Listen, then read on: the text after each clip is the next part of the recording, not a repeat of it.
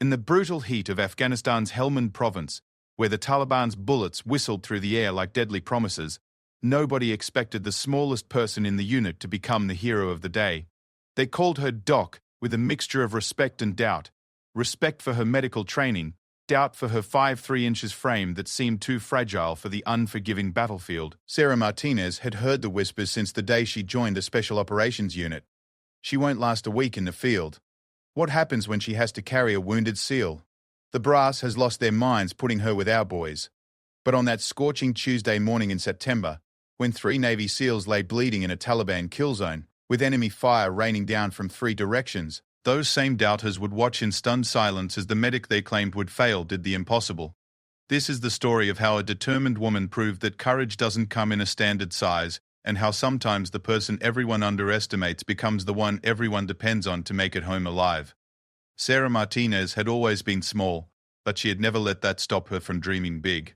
Growing up in a working-class neighborhood in San Antonio, Texas, she watched her father struggle to make ends meet as a mechanic, while her mother worked double shifts as a nurse at the local hospital. It was her mother's stories about saving lives that first planted the seed of wanting to help others, but it was her own stubborn determination that made her believe she could do it in the most dangerous places on Earth. When Sarah announced at 18 that she wanted to join the Navy and become a combat medic, her family thought she had lost her mind. Her father, a man who rarely showed emotion, actually cried the night she told them. Her mother, who understood better than anyone the weight of holding someone's life in your hands, simply held her daughter close and whispered, "If this is what you want, Mija, then you better be the best damn medic they've ever seen." The road to becoming a Navy medic was brutal. The training pushed every recruit to their physical and mental limits. But for Sarah, it felt like the instructors had special attention reserved just for her. While her male counterparts struggled with the medical procedures and drug calculations, Sarah excelled. While they breezed through the physical challenges, she had to fight for every pull-up, every mile run, every obstacle course completion. Hospital Corpsman 3rd Class Rodriguez, her primary instructor, was a veteran of 3 deployments who had seen too many good people die because their medics weren't prepared. He was harder on Sarah than anyone else, not because he wanted her to fail, but because he knew that if she made it through, she would face doubts and challenges that none of her male colleagues would ever experience. "Martinez," he would bark during training exercises, "in the field, nobody cares that you're 5'3". That wounded Marine who's bleeding out doesn't care that you weigh 120 pounds. He just wants to live to see his family again. Can you make that happen or not?" Every time Rodriguez questioned her, every time he made her repeat a procedure, until her hands shook with exhaustion, Sarah thought about her mother's words. She had to be the best. Not good enough, not adequate, but the absolute best. There was no other option. The academic portion of her training came naturally. Sarah had always been smart, and medical terminology, anatomy, and emergency procedures clicked in her mind like puzzle pieces finding their perfect fit. She could recite drug dosages in her sleep, identify symptoms of shock or internal bleeding with a glance, and perform emergency surgery procedures with steady hands, even when instructors shouted conflicting orders in her ear to simulate the chaos of battle. But the physical demands nearly broke her. The gear alone weighed almost as much as she did. The standard medical kit, body armor, weapon, ammunition, and personal equipment totaled nearly 90 pounds. For someone who weighed only 120 pounds, carrying that load for miles across rough terrain, while maintaining the mental focus needed to save lives, seemed impossible. Night after night, long after the barracks had gone quiet, Sarah would sneak out to the training course with her full gear. She would practice carrying wounded dummies that outweighed her by 50 pounds or more. She would run the obstacle course until her muscles screamed and her lungs burned. She would practice emergency procedures with shaking hands and blurred vision, pushing herself to maintain precision even when her body wanted to quit. The other recruits noticed her extra training, and reactions were mixed. Some admired her dedication. Others whispered that she was trying too hard to prove something that could never be proven. A few, led by a recruit named Davidson who stood 6'4" and seemed to view her presence as a personal insult, actively worked to undermine her confidence. Davidson had come from a military family and considered himself destined for special operations. He made no secret of his belief that women had no place in combat roles, especially not in units where lives depended on physical strength and endurance.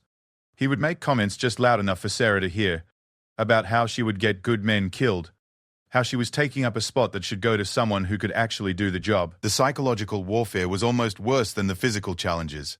Sarah had dealt with doubt from others her entire life, but this felt different.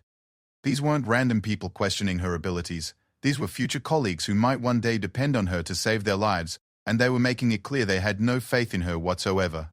The breaking point came during a field exercise designed to simulate a mass casualty event. Multiple wounded soldiers were scattered across a training ground while live ammunition was fired overhead to create the stress and chaos of real combat. Each medic had to reach their assigned casualties, perform emergency medical procedures, and evacuate them to safety while instructors graded their performance. Sarah's assignment was particularly challenging. She had to reach 2 casualties positioned in different locations, one with a simulated gunshot wound to the chest, and another with a severe leg injury that required immediate tourniquet application. The distances involved meant she would have to carry her full gear across rough terrain twice, perform complex medical procedures under fire, and then physically evacuate casualties who were much larger than herself. As she prepared for the exercise, Davidson approached her with what he probably thought was a helpful suggestion. "Martinez," he said with mock concern. "Maybe you should ask Rodriguez if you can team up with someone for this one. I mean, we all know you're going to need help with the casualties. No shame in admitting what we all already know." The comment was intended to shake her confidence, but it had the opposite effect. Something hard and determined settled in Sarah's chest, a cold anger that burned away her doubt and left behind pure focus. She looked Davidson in the eye and spoke with a calm certainty that surprised even herself. "I don't need help," she said, "and when we're all deployed and the real bullets are flying, you better hope I'm the one running toward you if you get hit, because I'll be the best medic any of you have ever seen." The exercise began with the sharp crack of simulated gunfire. Sarah moved across the training ground with her heavy pack, her mind automatically calculating distances, wind direction, and the fastest routes to her casualties. The first casualty was Recruit Thompson, a quiet kid from Minnesota, who had always treated her with respect. He was playing the role of a chest wound victim, which meant Sarah had to assess his breathing, check for pneumothorax, and simulate the insertion of a chest tube under combat conditions. Her hands moved with practiced precision as she worked. Cut away the uniform, assess the wound, check for exit wounds, monitor breathing patterns. The instructor shouted at her, trying to break her concentration, but she had learned to tune out everything except the task at hand. In her mind, Thompson wasn't a fellow recruit lying in the dirt. He was a real casualty, whose life depended on her skills and judgment. Possible pneumothorax, diminished breath sounds on the right side. She called out to the evaluating instructor, preparing for needle decompression. Her hands found the correct location between Thompson's ribs, and she simulated the procedure that would save his life in a real situation. Casualty stabilized, the instructor noted on his evaluation sheet. Time to completion, 4 minutes, 30 seconds. Good work, Martinez. Now move to your second casualty. The second location was 300 yards away, across broken ground. Sarah's legs were already burning from the weight of her pack, but she forced herself to maintain a steady pace. In a real situation, every second could mean the difference between life and death for a wounded soldier, and she had trained herself to ignore fatigue when lives were at stake. Her second casualty was Davidson himself. He lay sprawled on the ground with a simulated leg wound that, in reality, would have meant severe arterial bleeding and potential loss of limb if not treated immediately. When he saw that Sarah was his assigned medic, his expression shifted from the pain he was supposed to be simulating to something much more complex. "Well," he said, breaking character slightly, "this should be interesting." Sarah dropped to her knees beside him and immediately went to work. In training scenarios, medics were supposed to maintain the illusion of real emergency care, which meant talking to the casualty, explaining procedures, and providing reassurance while working.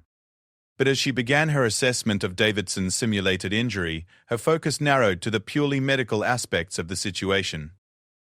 Severe trauma to the right leg, possible arterial involvement. She announced to the evaluating instructor. Her hands moved quickly to apply a tourniquet above the wound site.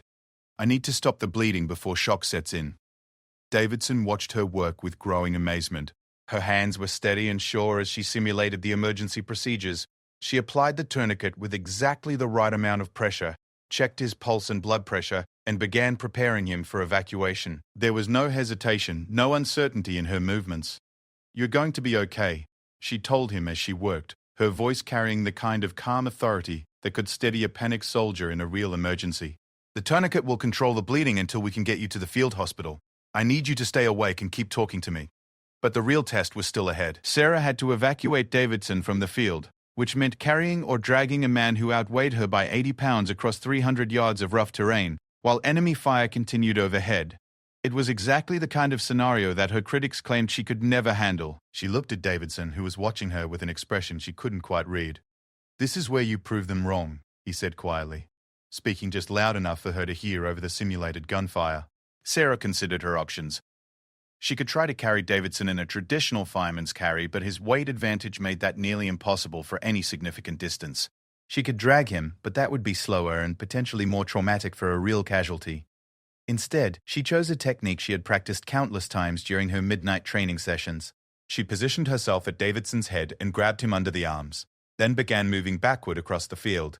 This technique, called a drag carry, allowed her to use her leg strength and body weight to move him while keeping his airway clear and maintaining visual contact with potential threats. It wasn't fast and it wasn't pretty, but it was effective. Step by step, Sarah pulled Davidson across the training ground. Her muscles screamed with the effort, and sweat poured down her face despite the cool morning air. The instructors followed alongside, noting her technique and timing her progress. Other recruits who had finished their scenarios gathered to watch, their expressions ranging from amazement to grudging respect. Halfway across the field, Sarah's legs began to shake with exhaustion. Her breathing became labored, and for a moment doubt crept into her mind. Maybe Davidson was right. Maybe she wasn't strong enough for this. Maybe she was fooling herself about what she could accomplish. But then she thought about her mother, working double shifts to support the family, never complaining about the exhaustion or the weight of responsibility. She thought about all the midnight training sessions, all the times she had pushed herself beyond what seemed possible. Most importantly, she thought about the real soldiers who might one day depend on her to bring them home alive. "Come on, Martinez," Davidson said softly. "You've got this." His encouragement surprised her, but it also gave her the boost she needed. Sarah adjusted her grip, found a better rhythm, and continued moving. Her world narrowed to the simple mechanics of movement. Step, pull, breathe, step, pull, breathe. The distance between her and safety closed one agonizing yard at a time. When she finally reached the evacuation point, Sarah collapsed to her knees beside Davidson, her chest heaving with exhaustion. The timer in the instructor's hand read 14 minutes and 47 seconds from start to finish. For a casualty evacuation of that distance with those conditions, it was an outstanding time. Hospital Corpsman 3rd Class Rodriguez approached with his evaluation clipboard, his expression unreadable. Sarah forced herself to stand at attention despite her shaking legs, waiting for his judgment. "Martinez," he said, his voice carrying across the now quiet training ground. "That was textbook emergency medical care under combat conditions. Your procedures were correct, your timing was excellent, and your evacuation technique was effective and appropriate for the situation." He paused, looking around at the gathered recruits, many of whom were staring at Sarah with new expressions of respect. "More importantly," Rodriguez continued, "you just proved that being the best medic has nothing to do with how tall you are or how much you weigh. It has everything to do with how well you know your job and how determined you are to save lives." Davidson pulled himself to a sitting position, no longer playing the role of an injured soldier. He looked up at Sarah with something that might have been admiration. "I owe you an apology," he said, "and if I'm ever bleeding out in some godforsaken place, I hope you're the one running toward me." As Sarah gathered her gear and prepared to move on to the next phase of training, she realized that something fundamental had changed. The doubt that had followed her since childhood, the voice that whispered she wasn't strong enough or tough enough, had finally been silenced by the evidence of what she could accomplish when she refused to accept limitations others tried to place on her. She was still the smallest person in her unit, and she probably always would be. But she was also proving, one training exercise at a time, that she could do the job better than most and as well as anyone. The road ahead would bring new challenges, but Sarah Martinez was beginning to understand that she had something more valuable than size or strength. She had the unshakable determination to save lives, no matter what it cost her personally. The whispers about her abilities didn't stop entirely, but they began to change. Instead of questioning whether she could handle the job, people began to wonder just how far her determination would take her. Sarah didn't know it yet, that those questions would be answered in the mountains of Afghanistan, where 3 wounded Navy SEALs would stake their lives on her ability to do the impossible. 6 months after graduation from medic school, Sarah Martinez found herself standing on the tarmac at a forward operating base in Afghanistan, watching the sunrise paint the Hindu Kush mountains in shades of gold and crimson. The beauty of the landscape was deceptive. These mountains held dangers that could kill the unwary, in 100 different ways, from Taliban ambushes to improvised explosive devices, to the simple but deadly challenge of surviving in one of the most unforgiving environments on Earth. She had volunteered for deployment with a Special Operations Unit after finishing at the top of her medic class, much to the surprise of her commanding officers. Most new medics requested assignment to safer positions, usually attached to larger units with better protection and more predictable missions. But Sarah had not spent 2 years pushing herself beyond her limits just to play it safe when real lives were at stake. The unit she was joining had a reputation that preceded them. Task Force Razor was composed of Navy SEALs, Army Rangers, and Marines who specialized in high-risk missions deep in enemy territory. They were the people who went places where regular forces couldn't operate, who took on missions that required perfect execution under impossible conditions. They were also known for being extremely selective about who they allowed into their tight-knit brotherhood. Sarah's arrival at Forward Operating Base Chapman was met with the same mixture of curiosity and skepticism she had encountered throughout her career. The difference was that now the stakes were real. These weren't training exercises where mistakes could be corrected and lessons learned without permanent consequences. Out here, beyond the relative safety of the main base, medical errors could mean the difference between a soldier going home to his family or going home in a flag-draped coffin. Chief Petty Officer Marcus Stone was her new team leader, a veteran of 7 deployments who had seen more combat than most people could imagine. He was a man of few words who believed that actions spoke louder than any amount of talking, and he had serious reservations about having an untested medic attached to his unit, especially one whose physical capabilities remained questionable despite her impressive academic record.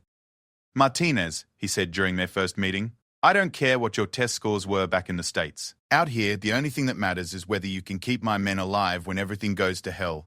These SEALs have been working together for 3 years. They trust each other with their lives every single day, and they're not going to trust you until you prove you belong here." The rest of the team was equally reserved in their initial assessment of their new medic. Petty Officer First Class Jake Morrison was the team's communications specialist, a quiet man from Oregon who had joined the Navy after his younger brother was killed in the 9/11 attacks. Petty Officer First Class Carlos Vega was their demolitions expert, a former gang member from Los Angeles who had found purpose and brotherhood in the military. Petty Officer Second Class David Chen was their sniper, a methodical and precise soldier who approached every mission with mathematical attention to detail. These men had seen medics come and go over the years. Some had been competent but couldn't handle the psychological stress of constant danger. Others had been brave but lacked the technical skills needed to save lives under combat conditions. A few had been excellent at their jobs but couldn't keep up with the physical demands of special operations missions that might require running through mountains for hours while carrying full combat loads. Sarah understood that she was starting from zero in terms of credibility with her new team. Everything she had accomplished in training meant nothing until she proved herself in the field, and she was determined to show these elite warriors that she deserved to stand beside them. Her first mission came just 3 days after her arrival. Intelligence reports indicated that a high-value Taliban leader was meeting with foreign fighters in a compound about 20 miles from the base. The mission was supposed to be a quick insertion, a lightning raid to capture or eliminate the target, and a rapid extraction before enemy reinforcements could arrive. As the team prepared their gear, Sarah double-checked her medical supplies with the kind of obsessive attention to detail that had been drilled into her during training. She carried everything needed to handle traumatic injuries in the field: blood clotting agents, tourniquets, chest seals, airway management tools, emergency surgery equipment, and enough morphine and other pain medications to treat multiple severe casualties. The helicopter insertion went smoothly, with the team fast roping into a landing zone about 2 miles from the target compound. The plan called for them to move through the mountains under cover of darkness, conduct the raid at dawn, and be back at the extraction point before full daylight made them vulnerable to enemy observation. For the first few hours, the mission proceeded exactly as planned. The team moved through the rocky terrain with practiced silence, their night vision equipment allowing them to navigate safely in the darkness.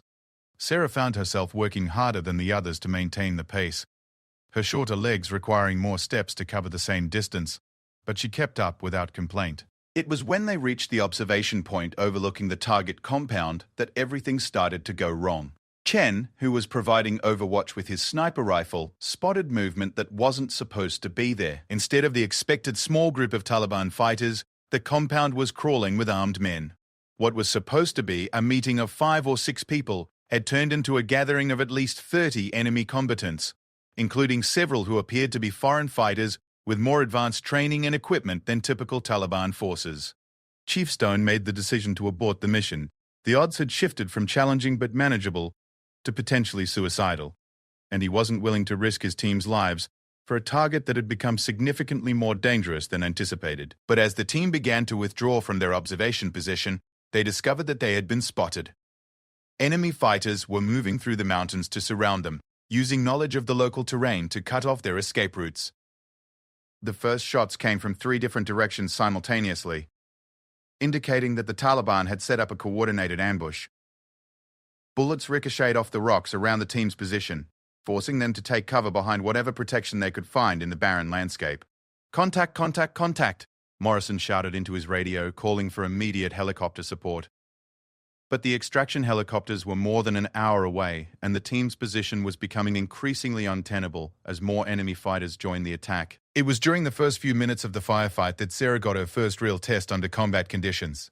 Vega, who was providing covering fire with his automatic weapon, suddenly cried out and dropped behind his rock cover, clutching his right shoulder where blood was already beginning to seep through his uniform. "Medic," Stone called out, though Sarah was already moving before he finished the word. Crossing the open ground between her position and Vega's location meant exposing herself to enemy fire, but Sarah didn't hesitate. She had trained for exactly this scenario countless times, and her body moved automatically through the procedures she had practiced until they became muscle memory. She reached Vega in a low crawl, keeping as much rock between herself and the enemy positions as possible. The wound was immediately obvious. A bullet had struck him in the right shoulder, and while it didn't appear to have hit any major arteries, the bleeding was significant and needed immediate attention. "Talk to me, Vega," she said as she quickly assessed the injury. "Can you feel your fingers? Can you move your arm?" "Yeah, I can move it," he replied through gritted teeth. "Hurts like hell, but I can still fight." Sarah's hands worked quickly to control the bleeding and determine the extent of the damage. The bullet had passed through the muscle tissue of his shoulder without hitting bone or major blood vessels, which meant that with proper field treatment, Vega could continue to function effectively. She applied a pressure bandage to the wound and gave him an injection of morphine for the pain. The entire treatment took less than 3 minutes, but during those 3 minutes, she was completely focused on her patient, tuning out the sounds of gunfire, and shouted commands that filled the air around their position. "You're going to be fine," she told Vega as she secured the bandage. "The wound is clean, and there's no major damage. You can keep fighting if you need to, but try to favor that arm." Vega looked at her with something approaching amazement. "That's it? I'm good to go?" "You're good to go," Sarah confirmed. "Just don't do anything stupid." As Sarah made her way back to her original position, she noticed that the intensity of enemy fire had decreased slightly. Chen had managed to eliminate at least 2 of the attackers with precise sniper fire, and the remaining Taliban fighters had become more cautious about exposing themselves to his scope. But the team was still trapped in an increasingly dangerous situation. The enemy had superior numbers and better knowledge of the terrain, and their ammunition supplies wouldn't last forever in a sustained firefight. It was then that Chief Stone made a decision that would test every member of his team to their limits. Rather than waiting for the extraction helicopters and hoping they could hold their position long enough to be rescued, he decided to break contact and move to an alternative extraction point several miles away, through terrain that the Taliban would have a harder time covering effectively. The movement would be extremely dangerous, requiring the team to cross open ground while potentially under observation by enemy forces. But staying in their current position was becoming impossible, as more Taliban fighters continued to arrive and set up positions around them. "We're moving in 2 minutes, Stone announced. "Morrison, you call in the new extraction coordinates. Chen, you provide overwatch for as long as possible, then follow our route. Vega, how are you feeling?" "Ready to move, Chief," Vega replied, though Sarah could see that he was still in significant pain despite the morphine. "Martinez," Stone said, looking directly at Sarah. "This is where we find out what you're made of. We're going to be moving fast through bad terrain, and there won't be time to stop if someone needs help. Can you handle it?" Sarah met his gaze without flinching. "I can handle it, Chief." The movement began with Chen providing covering fire to suppress the enemy positions while the rest of the team bounded from cover to cover across the open ground. Sarah found herself running harder than she ever had in training, her heavy medical pack bouncing against her back with each step. The terrain was brutal. Loose rocks that shifted underfoot, steep inclines that left her gasping for air in the thin mountain atmosphere, and narrow passages between boulders that forced the team to move in single file while remaining vulnerable to enemy observation. After 30 minutes of hard movement, Morrison suddenly stumbled and fell, crying out as his ankle twisted on the unstable rocks. Sarah was beside him almost instantly, her hands quickly probing his injured ankle to assess the damage. "It's not broken," she reported to Stone after a quick examination, "but it's a bad sprain. He's not going to be able to move at full speed." Stone's expression was grim as he considered their options. Leaving Morrison behind was not acceptable, but carrying him would slow the entire team and make them more vulnerable to pursuit by Taliban forces, who were certainly following their trail. "I can make it," Morrison insisted, trying to stand on his injured ankle. But when he put weight on it, he immediately collapsed again, sweat beading on his forehead from the pain. Sarah made a quick decision that surprised everyone, including herself. "Give me your radio equipment," she told Morrison. "I'll carry your communications gear and help support you. We can make this work." "Martinez, that's an extra 40 pounds on top of your medical equipment," Stone pointed out. "Are you sure you can handle it?" "I'm sure," Sarah replied, already transferring Morrison's radio and communications equipment to her own pack. "Let's move." For the next 2 hours, Sarah helped Morrison navigate the treacherous mountain terrain while carrying nearly her own body weight in equipment. She positioned herself on his uninjured side, allowing him to lean on her for support, while using her own strength to help him maintain his balance on the unstable rocks. The pace was exhausting, and several times Sarah felt like her legs were going to give out entirely. Her back ached from the weight of the extra equipment, and her lungs burned in the thin air. But she kept thinking about what Chief Stone had said. These men trusted each other with their lives every day, and they wouldn't trust her until she proved she belonged with them. This was her chance to prove it. When they finally reached the extraction point, Sarah was barely able to stand upright. Her uniform was soaked with sweat despite the cool mountain air, and every muscle in her body screamed with exhaustion. But Morrison was still on his feet, and, more importantly, he was still alive. As the extraction helicopters approached, Chief Stone gathered the team for a quick debriefing. "Good work out there, everyone. We adapted to a bad situation and got everyone home safe." He looked directly at Sarah as he continued. "Martinez, you did outstanding work today. You kept Vega in the fight and got Morrison home. That's exactly what we need from our medic." Vega nodded his agreement. "Doc saved my ass back there. Quick, competent, and didn't waste time asking stupid questions." Morrison was even more direct. "She carried 40 pounds of my gear for 2 hours through mountains while helping me walk. I don't care if she's 5'3". As far as I'm concerned, she's earned her place on this team." As they boarded the helicopters for the flight back to base, Sarah realized that something fundamental had changed in how the team saw her. The skeptical glances and carefully neutral comments were gone, replaced by the kind of casual acceptance that indicated she was no longer an outsider trying to prove herself. Chen, who had barely spoken to her since her arrival, handed her a bottle of water as they settled into their seats. "Good job out there, Doc," he said simply. "Welcome to the team." Sarah accepted the water gratefully, her throat raw from breathing the dusty mountain air. As the helicopter lifted off and the Hindu Kush mountains fell away beneath them, she allowed herself a moment of satisfaction. She had passed her first real test in combat, but more importantly, she had proven to herself that all the training, all the midnight practice sessions, all the determination to be the best medic possible, had prepared her for exactly this kind of challenge. She didn't know it yet, but this mission was just the beginning. In the weeks and months ahead, Task Force Razor would face increasingly dangerous assignments, and Sarah would be tested in ways that would push her skills, her courage, and her determination to their absolute limits. But for now, as the helicopter carried them back to safety, she was content to know that she had earned something that couldn't be taught or given: the trust of the men who depended on her to keep them alive. In the dangerous world of special operations, that trust was more valuable than any medal or commendation, and Sarah had begun to understand that she was capable of meeting any challenge that lay ahead. The doubt that had followed her from childhood was finally beginning to fade, replaced by a quiet confidence born from proven performance under the most demanding conditions imaginable. She was no longer the medic they didn't want. She was the medic they couldn't afford to lose. 3 months into her deployment, Sarah had become an integral part of Task Force Razor. The initial skepticism about her abilities had been replaced by genuine respect from her teammates, who had witnessed her competence under fire on multiple occasions. She had treated everything from gunshot wounds to shrapnel injuries to severe burns, and her calm professionalism in crisis situations had earned her a reputation as one of the finest combat medics in the region. But nothing in her training or previous experience had prepared her for the mission briefing on September 15th, when Chief Stone gathered the team in the secure communications room to discuss what would become the most dangerous operation of their deployment. Intelligence sources had identified a high-value target in the remote Karengal Valley, an area so dangerous that soldiers called it the Valley of Death.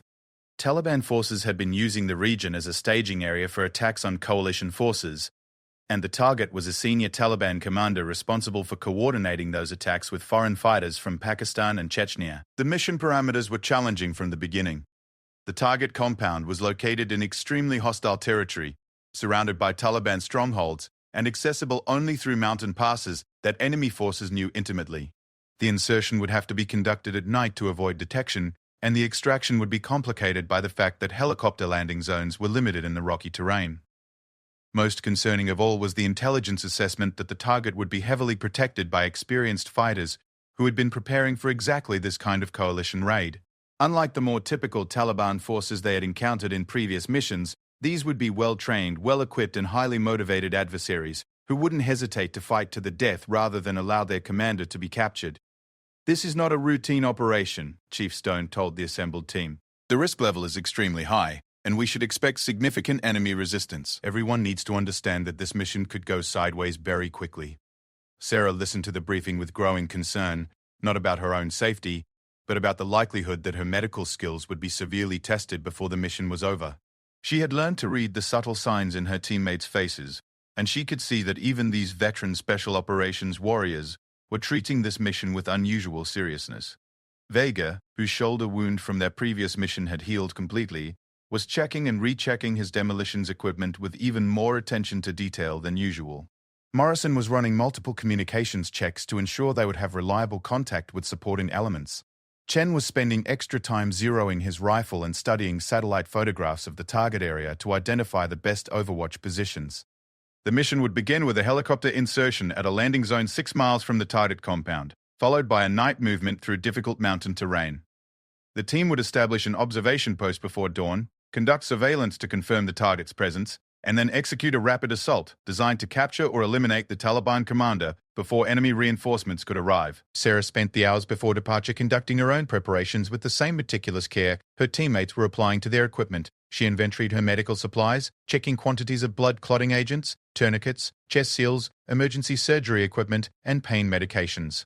She reviewed emergency procedures for treating multiple casualties simultaneously, practiced techniques for providing medical care while under fire, and mentally rehearsed the steps needed to stabilize critical injuries in the field. Most importantly, she thought carefully about how she would prioritize multiple casualties if the situation arose.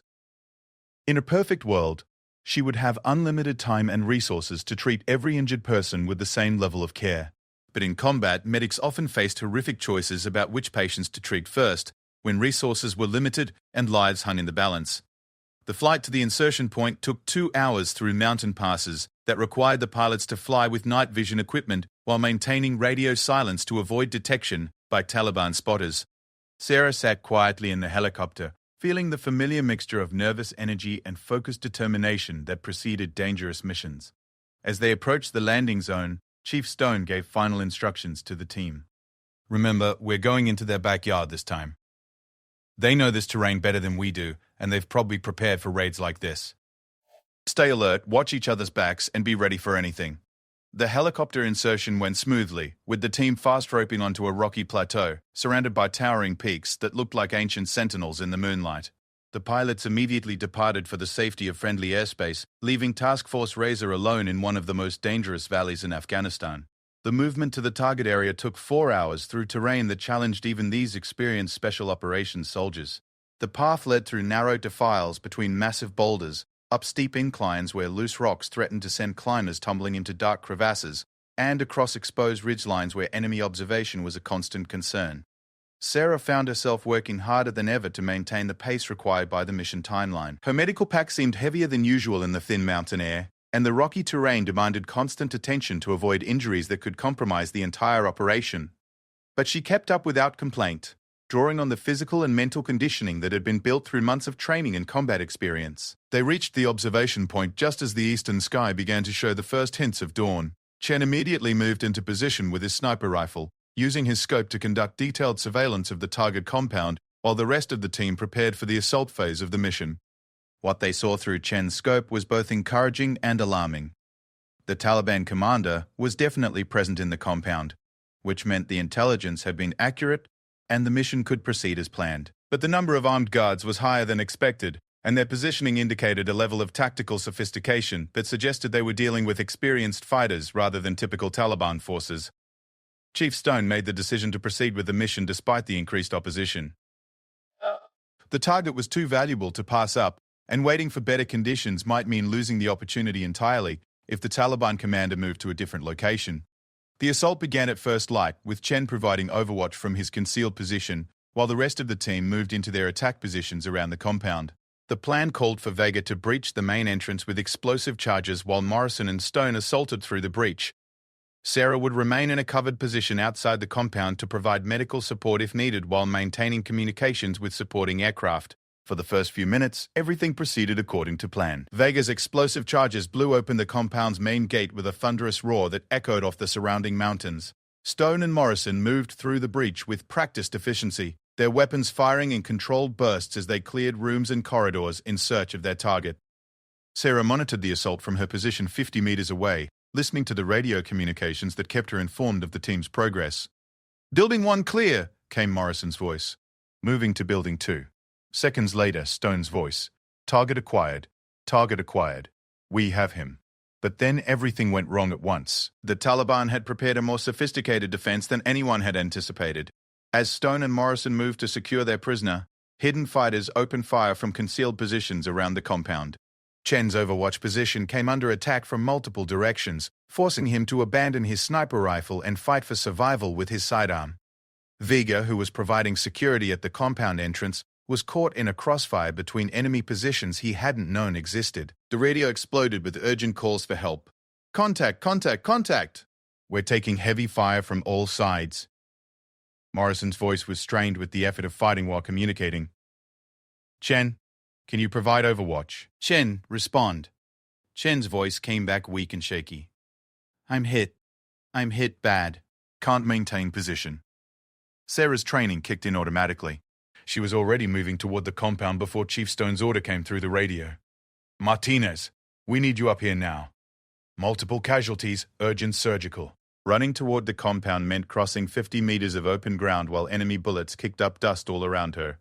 Sarah had done this before, but never under such intense fire from so many different directions. She sprinted in a zigzag pattern, using every piece of cover available while keeping her medical pack secure, and her mind focused on the treatment priorities she would face when she reached her wounded teammates. She made it to the compound entrance where Vega was crouched behind a section of destroyed wall, blood streaming from a wound on his left leg. "Doc, thank God you're here," he said through gritted teeth. "I took one in the leg, but I can still fight. Chen's up on the ridge, and he sounds bad." Sarah quickly assessed Vega's wound while bullets continued to crack overhead. The injury was serious, but not immediately life-threatening. A bullet had passed through the muscle of his thigh without hitting the bone or major blood vessels. She applied a pressure bandage and gave him an injection for pain relief. "You're good to go," she told him, "but favor that leg." "Where's Chen?" Vega pointed to a rocky outcrop 200 meters away where Chen had established his sniper position. "He's up there, but the Taliban have him pinned down." "I don't know how badly he's hurt." Sarah looked at the distance she would have to cross to reach Chen. 200 meters of broken ground, uphill, while under fire from multiple enemy positions. It was exactly the kind of scenario that her critics had claimed she could never handle. A casualty evacuation under the worst possible conditions, requiring both physical strength and tactical skill. But there was no time for doubt. Chen was wounded and trapped, and every minute of delay increased the chance that he would bleed to death on that mountainside. "Cover me," she told Vega, then began the most dangerous run of her life. The route to Chen's position took her through a nightmare of enemy fire and difficult terrain. Taliban fighters were shooting from at least 3 different locations, and their bullets seemed to come from every direction at once. Sarah moved in short rushes from cover to cover, using boulders and rocky outcrops to shield herself while climbing steadily toward Chen's position. Halfway up the slope, she heard Chen's voice on the radio, weak and getting weaker. "Doc, I don't think I'm going to make it. Lost a lot of blood." "Hold on, Chen," she replied, breathing hard from the climb and the adrenaline. "I'm almost there. Stay with me." When she finally reached Chen's position, what she found was worse than she had feared. He had taken a bullet to the abdomen that had caused severe internal bleeding, and he was showing signs of shock that indicated his condition was rapidly becoming critical. Without immediate treatment, he would die within minutes. But treating Chen meant exposing herself to the enemy fire that had him pinned down in the first place. The Taliban fighters who had wounded him were still actively shooting at his position, and standing up to provide medical care would make her an obvious target. Sarah made a split-second decision that defined everything about her character and her commitment to her teammates. She positioned herself between Chen and the enemy positions, using her own body to shield him while she worked to save his life. Her hands moved with practiced precision as she assessed the wound, controlled the bleeding, and prepared to stabilize him for evacuation. The bullet had caused significant internal damage, but the entry and exit wounds told her that major organs had been missed. With proper treatment, Chen could survive, but he needed surgery soon. She worked quickly to insert an intravenous line and begin fluid replacement to combat shock. She applied pressure bandages to both the entry and exit wounds and gave Chen medications to support his blood pressure and manage his pain. All the while, Taliban bullets continued to crack overhead, some passing close enough that she could feel the heat of their passage. "How bad is it, Doc?" Chen asked weakly. "You're going to be fine," Sarah replied, with a confidence she didn't entirely feel. "But I need to get you out of here and to a field hospital. Can you move if I help you?" Chen tried to sit up, then fell back with a groan. "I don't think so. Everything's spinning." Sarah looked down the mountainside toward the compound where Stone, Morrison, and Vega were still engaged in heavy fighting with Taliban forces. She looked at Chen, whose life was literally in her hands. She thought about the distance to the extraction point and the time it would take to carry him there. Then she made a decision that would be talked about in special operations circles for years to come. "Chen," she said, "I'm going to carry you down this mountain. We're both going home today." Chen looked at her with amazement. "Doc, you weigh half what I do. You can't carry me 200 meters downhill while people are shooting at us." "Watch me," Sarah replied. She positioned herself to lift Chen in a modified fireman's carry that would allow her to use her legs and core strength while keeping his wounded abdomen supported. It was a technique she had practiced countless times, but never under these conditions and never with stakes this high. As she lifted Chen's 180-pound frame onto her shoulders, Sarah felt her muscles protest under the load. But she also felt something else. The absolute determination that had carried her through every challenge she had faced since childhood. She was not going to let Chen die on this mountain. She was not going to fail her teammate when he needed her most. The descent began with Sarah moving carefully from cover to cover while carrying Chen's full weight. Taliban fighters continued to shoot at them, but her movement pattern and use of terrain made her a difficult target. Step by step, boulder by boulder, she made her way down the mountainside toward the compound where her other teammates were still fighting. The physical demands were enormous. Chen's weight, combined with her medical pack and personal equipment, meant she was carrying more than her own body weight across broken terrain while under enemy fire. Her legs shook with the effort, her lungs burned in the thin air, and sweat poured down her face despite the cool mountain morning. But she kept moving. Halfway down the slope, Chen lost consciousness from blood loss and shock. Sarah paused just long enough to check his pulse and adjust his position to ensure his airway remained clear, then continued her descent. She couldn't carry him and provide medical treatment simultaneously, so she had to trust that her initial treatment would keep him alive until she could get him to safety. When she finally reached the compound, Vega saw her coming and immediately moved to provide covering fire while she made the final approach. Chief Stone's voice came over the radio with obvious amazement. "Martinez, what's your status?" "How's Chen?" "Chen's alive but critical," Sarah replied, breathing hard from the effort of the carry. "I need immediate evacuation to a field hospital. He's got internal bleeding and needs surgery." Stone appeared at the compound entrance, his expression shifting from combat focus to professional assessment as he saw Sarah with Chen on her shoulders. "Outstanding work, Martinez. Get him to the casualty collection point. Extraction is inbound." As Sarah carried Chen to the designated evacuation area, she could hear the sound of approaching helicopters that would take him to the medical care he needed to survive. She had done the impossible, carried a wounded teammate to safety under enemy fire across terrain that would challenge even the strongest soldiers. But the mission wasn't over yet, and Sarah wasn't done proving what she was capable of when lives were on the line. As the medical evacuation helicopter lifted off with Chen aboard, Sarah felt a moment of relief that was quickly replaced by the realization that the mission was far from over. The Taliban commander had been successfully captured during the compound assault, but enemy reinforcements were converging on their position from multiple directions, turning what was supposed to be a quick raid into a running battle for survival. Chief Stone gathered the remaining team members at the compound's main building, his expression grim as he assessed their tactical situation. "We've got Taliban fighters moving in from 3 directions," he reported. "The extraction helicopters can't reach us at this location because of the enemy positions on the surrounding ridgelines. We need to move to the alternate extraction point, and we need to move now." The alternate extraction point was located in a valley 2 miles away, which meant crossing open terrain while carrying their captured prisoner and dealing with pursuing enemy forces. Under normal circumstances, this would have been challenging but manageable for a team of elite special operations soldiers.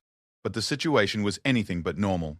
Morrison had been wounded during the compound assault when a piece of shrapnel from a Taliban grenade had torn through his left shoulder and embedded itself in his chest. The injury was serious but not immediately life-threatening, as long as he received proper medical attention within a reasonable time frame. However, the shrapnel's location meant that strenuous physical activity could cause the metal fragment to shift and potentially damage vital organs. Vega was still dealing with the gunshot wound to his leg that Sarah had treated earlier. While her field treatment had stopped the bleeding and allowed him to continue fighting, the injury was becoming increasingly painful as the initial adrenaline wore off, and his mobility was definitely compromised. Stone himself had taken a bullet graze across his ribs that, while not serious in medical terms, was bleeding steadily and causing significant pain. He had refused Sarah's offers to treat the wound, insisting that the team's movement to safety took priority over his comfort. That left Sarah and 3 wounded SEALs to escort a valuable prisoner across hostile territory, while Taliban fighters pursued them with the knowledge that they were fighting on familiar ground against a numerically inferior force. Sarah quickly triaged her teammates' injuries to determine who needed immediate treatment and who could wait until they reached safety. Morrison's chest wound was the most serious, requiring careful monitoring to ensure the shrapnel didn't shift position. Vega's leg wound needed cleaning and rebandaging to prevent infection. Stone's injury was the least serious but was affecting his stamina and concentration. "Give me 5 minutes to treat these wounds properly," she told Stone, "and we'll all move faster and safer." Stone nodded reluctantly, understanding that proper field treatment now would prevent more serious complications later. "Make it quick, Martinez. We've got bad guys moving toward us from all directions." Sarah worked with swift efficiency, starting with Morrison's chest wound. She carefully examined the shrapnel entry point, noting that the metal fragment had penetrated between his ribs and lodged near his lung without puncturing it. The injury was painful and potentially dangerous if Morrison engaged in strenuous activity, but it wasn't immediately life-threatening. She cleaned and bandaged the wound, then gave Morrison an injection of pain medication that would help him function without completely dulling his tactical awareness. "This is going to hurt for a while," she told him, "but the shrapnel isn't in a position to cause major damage as long as you don't do anything crazy like getting into hand-to-hand combat." Morrison managed a weak grin despite his pain. "I'll try to remember that, Doc." Next was Vega's leg wound, which had reopened slightly during the compound fighting. Sarah cleaned the injury thoroughly, applied fresh bandages, and secured them with medical tape that would hold even during strenuous movement. She also gave him additional pain medication and anti-inflammatory drugs to reduce swelling. Finally, she treated Stone's rib injury, which was more serious than he had initially indicated. The bullet had gouged a deep furrow across his ribs, and while it hadn't penetrated his chest cavity, it had certainly damaged muscle tissue and was bleeding more heavily than a simple graze should have. "Chief, this needs stitches," Sarah told him as she examined the wound. "I can do a quick field suture job that will hold until we get back to base." Stone shook his head impatiently. "No time for that. Just bandage it up and let's move." Sarah looked him directly in the eye with an expression that brooked no argument. "Chief, you're losing blood faster than you think, and this wound is going to affect your performance. Give me 2 minutes to put in some quick stitches, and you'll be in much better shape for what's ahead." Something in her tone made Stone reconsider his refusal. He had seen Sarah's medical skills in action enough times to trust her judgment about injuries, even when it came to his own. 2 minutes, he agreed. Sarah worked with the kind of focused speed that came from months of practicing emergency procedures under pressure. She cleaned the wound, numbed it with local anesthetic, and put in 6 quick stitches that would hold the injury closed during movement. The entire procedure took exactly 90 seconds. "There," she said, as she applied a protective bandage over the stitches. "Now you won't leave a blood trail for the Taliban to follow."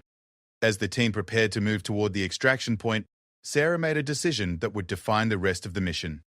Rather than treating her teammates' injuries as limitations that would slow the team down, she chose to see them as challenges that required creative solutions. She redistributed some of the team's equipment to compensate for their reduced physical capabilities. She took extra ammunition from Morrison to reduce the weight he was carrying. She assumed responsibility for monitoring the prisoner, allowing Vega to focus on movement without the additional burden of guard duty. She even convinced Stone to let her carry his radio equipment, though he insisted on maintaining communications himself. The movement toward the extraction point began just as Taliban fighters were spotted moving through the ridgelines around the compound. The team's route took them through a series of steep-sided valleys that provided some protection from observation, but also limited their options if they encountered enemy forces. Sarah found herself moving in a protective formation around her wounded teammates, constantly monitoring their condition while remaining alert for signs of enemy contact. She could see that Morrison was struggling with the pain from his chest wound, despite the medication she had given him. Vega was favoring his injured leg more than he wanted to admit. Stone was pushing himself harder than he should have been, trying to maintain his leadership role despite his injury. After 30 minutes of hard movement through difficult terrain, Morrison suddenly stumbled and fell to one knee, his face pale and his breathing labored. Sarah was beside him instantly, her hands checking his pulse and looking for signs of shock or internal bleeding. "The shrapnel," Morrison said through gritted teeth. "I think it shifted when I jumped down from those rocks." Sarah's examination confirmed her worst fears. Morrison's pulse was rapid and weak, indicating possible internal bleeding, and his breathing showed signs of respiratory distress that suggested the shrapnel might have punctured his lung. Without immediate medical intervention, he could go into shock and die within minutes. But they were still more than a mile from the extraction point, with Taliban fighters pursuing them and no possibility of helicopter evacuation at their current location. "Chief," Sarah said quietly, "Morrison needs immediate surgery. The shrapnel has shifted position and I think it's causing internal bleeding." Stone's expression was grim as he considered their options. Staying in their current position to treat Morrison would expose the entire team to capture or death when the pursuing Taliban forces caught up with them. But attempting to move Morrison in his current condition could kill him just as surely as enemy bullets. "What do you need?" Stone asked simply. Sarah looked around their position, a narrow valley between towering rock walls that offered limited protection but no real concealment. She thought about the medical equipment she carried, the skills she had learned in training, and the improvisation that might be required to save Morrison's life under impossible conditions. "I need 15 minutes and a defensive perimeter," she said. "I can stabilize him enough to move, but I have to do some field surgery first." Stone nodded without hesitation. "Vega, set up security facing our back trail. I'll watch the front. Martinez, you do whatever you have to do." What happened next was a testament to both Sarah's medical training and her ability to improvise under extreme pressure. Using her field surgery kit and the limited supplies available, she prepared to perform an emergency procedure to relieve the pressure on Morrison's lung and control the internal bleeding caused by the shifted shrapnel. She began by administering a local anesthetic around the insertion site, though she knew that the procedure would be painful despite her efforts to numb the area.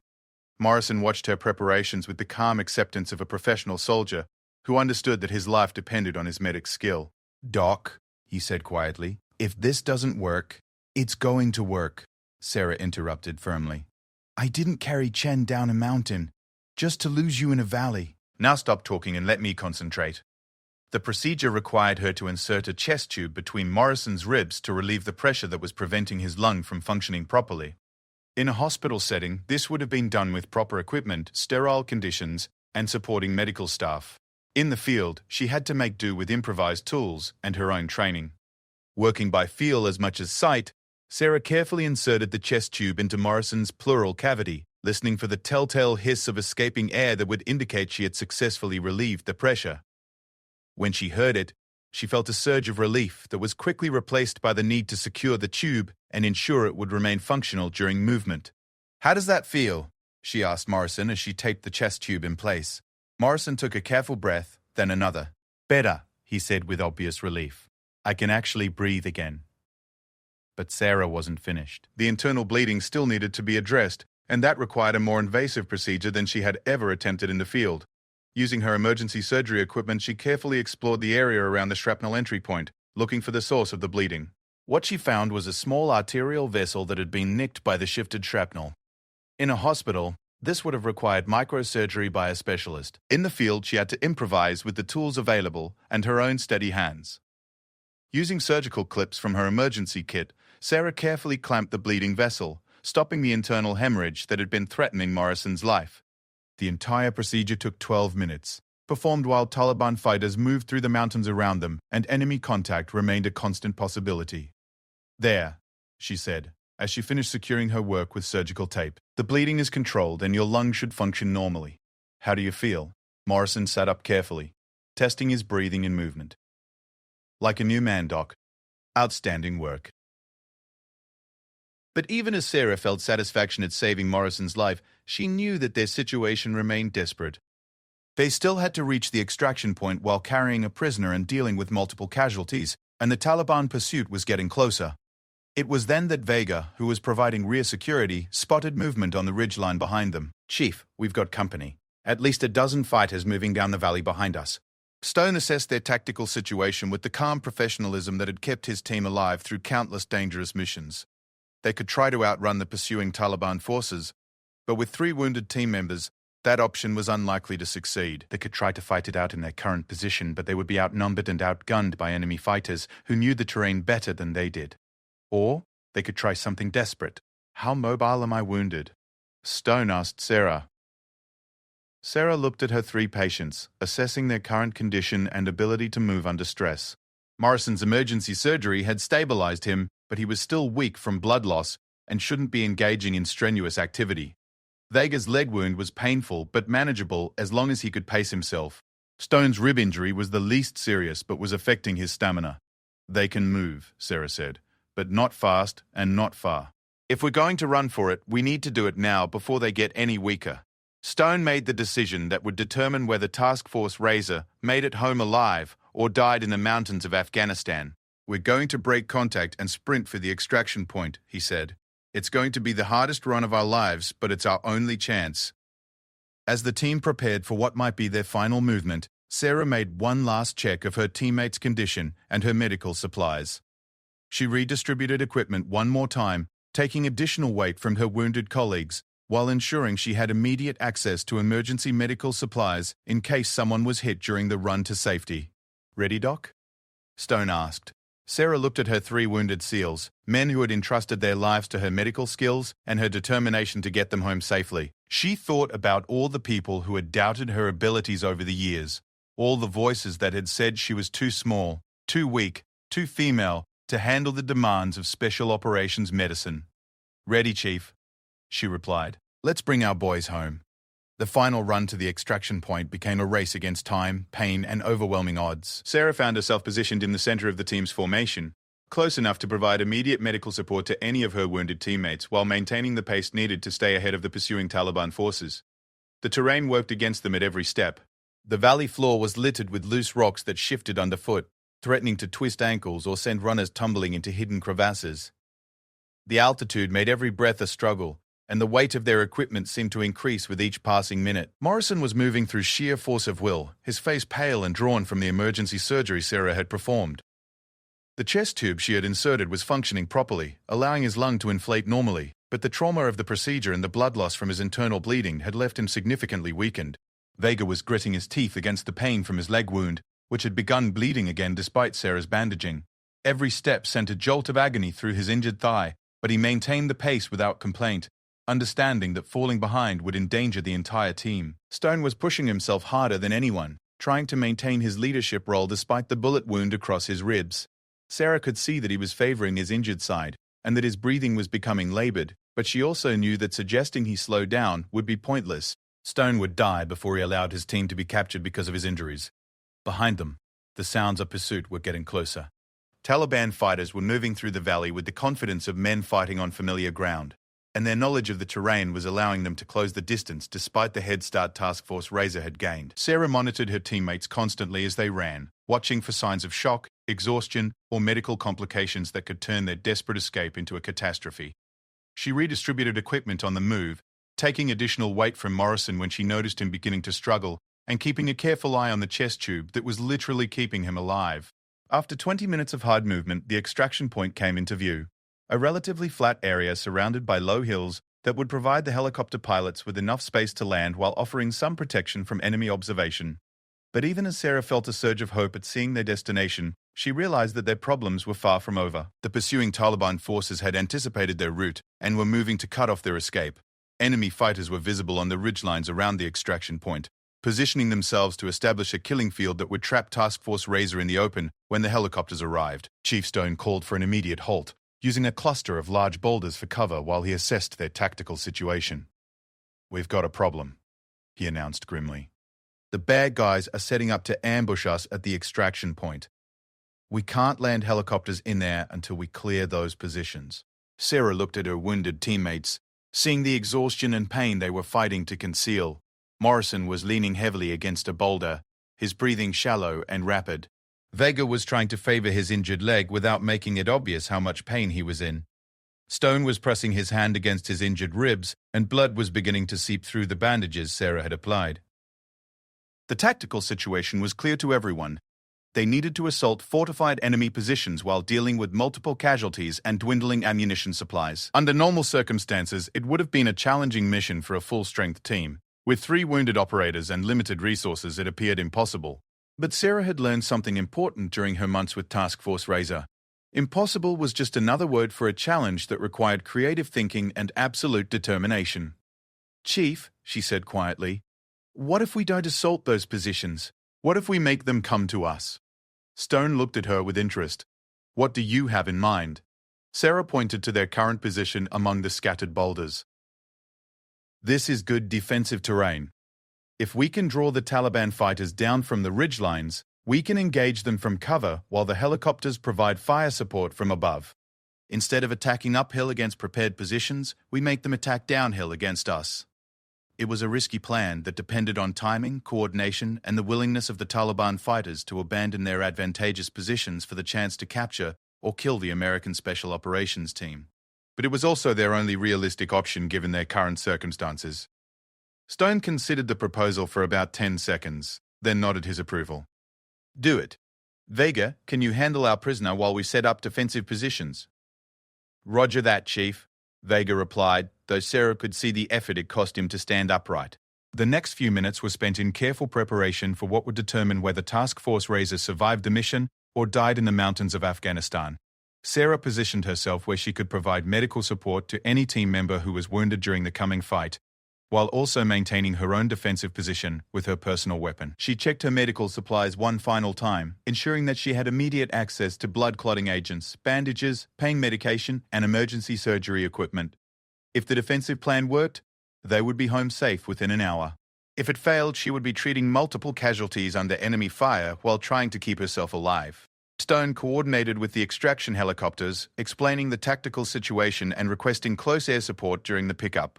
The helicopter crews were experienced in special operations extractions, and they understood the risks involved in landing in a contested area. "Roger, Razor 6, came the pilot's voice over the radio. "We're inbound with guns and medical support. Mark your positions and get ready for a hot extraction." The Taliban fighters took the bait exactly as Sarah had predicted.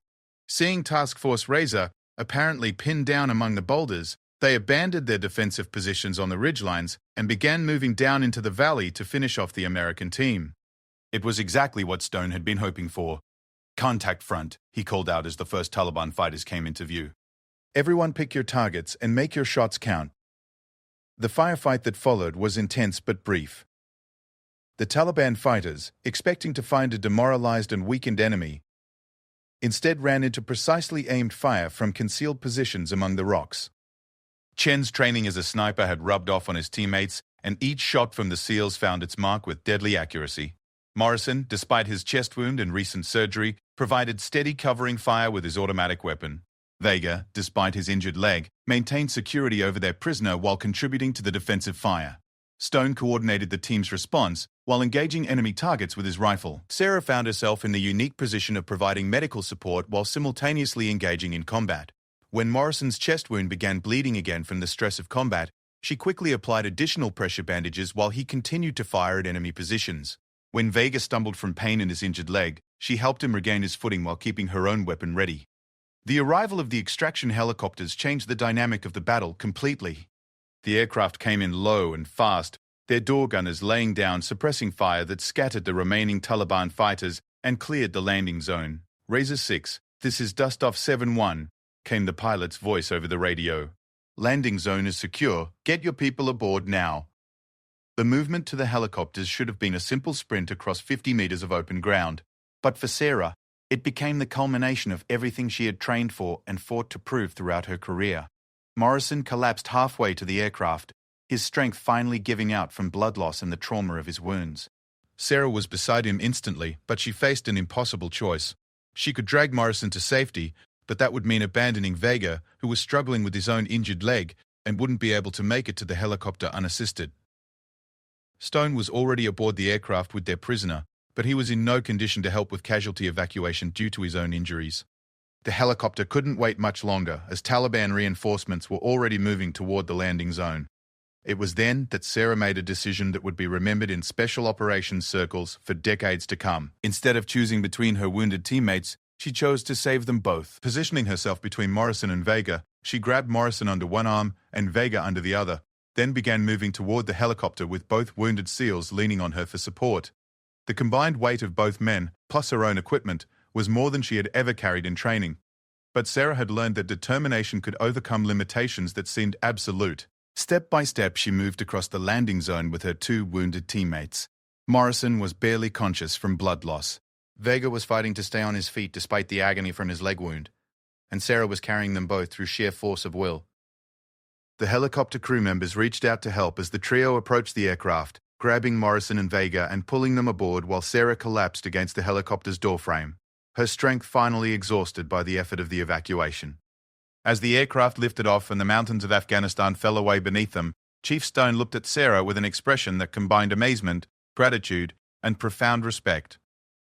"Martinez," he said over the noise of the helicopter engines, "I've served with a lot of medics over the years, but I've never seen anything like what you just did. You saved all three of us." Sarah looked at her teammates, who were already receiving advanced medical care from the helicopter's flight medics.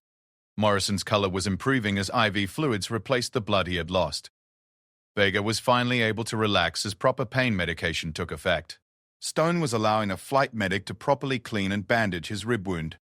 They were all going home alive, and that was the only thing that mattered. During the flight back to base, Sarah had time to reflect on the mission and what it meant for her career and her sense of self-worth. She had faced every challenge that could be thrown at a combat medic: multiple casualties, complex medical procedures under fire, physical demands that pushed her beyond her limits, and tactical situations that required both medical expertise and combat skills. More importantly, she had proven something that went far beyond her own personal validation. She had demonstrated that excellence in special operations medicine had nothing to do with gender, size, or physical strength, and everything to do with skill, determination, and an absolute refusal to give up when lives were at stake. When they landed at the field hospital, Sarah remained with her teammates through the initial medical evaluations and treatment. Morrison required surgery to properly remove the shrapnel and repair the internal damage, but the emergency procedures she had performed in the field had saved his life. Vega needed extensive cleaning and suturing of his leg wound, but there would be no permanent damage. Stone's rib injury was more serious than he had admitted, but proper treatment would have him back to full duty within weeks. As Sarah finally prepared to leave the hospital and return to her quarters, Chief Stone called her aside for a private conversation. "Martinez," he said,